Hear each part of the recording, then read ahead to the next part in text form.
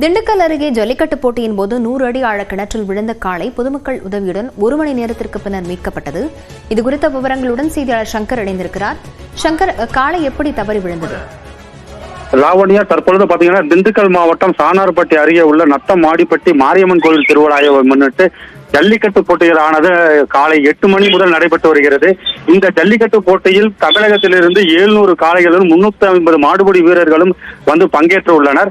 இந்த போட்டியில் சிறப்பாக விளையாடக்கூடிய காளைகளுக்கு சிறப்பு பரிசுகளும், சிறந்த மாடுபிடி வீரர்களுக்கு பீரோல், கட்டில், சைக்கிள் போன்ற பரிசு பொருட்களும் வழங்கப்பட்டு வரக்கூடிய சூழ்நிலையில் இந்த ஜல்லிக்கட்டு போட்டியில் மதுரை திருப்பாலை பகுதியைச் சேர்ந்த தினேஷ் என்பவரின் காளை களத்தில் இறங்கி விளையாண்டு வெற்றி வாகை சூடிவிட்டு மீண்டும் அந்த களத்தில் இருந்து வெளியே செல்லும் பொழுது ஜல்லிக்கட்டு நடைபெறக்கூடிய இடத்திலிருந்து சுமார் 2 கிலோமீட்டர் தொலைவில் சென்ற பொழுது அங்கு தனியாருக்கு சொந்தமான தோட்டத்தில் இந்த வெள்ளையன் என்ற காளை தவறி விழுந்து விட்டது. இந்த தவறி விழுந்ததை அறிந்த தீயணைப்பு துறையினர் மற்றும் ஊர் பொதுமக்கள் அந்த காளையை மீட்க முயற்சி செய்தனர். 100 அடி ஆழத்தில் கிடக்கும் இந்த காளையை லாபகரமாக மீட்கும் நோக்கோடு தீயணைப்பு துறையினர் கயிறு போன்ற தற்காப்பு உபகரணங்களை பயன்படுத்தி அந்த காளையை உயிருடன் லாபகரமாக மீட்டுள்ளனர்.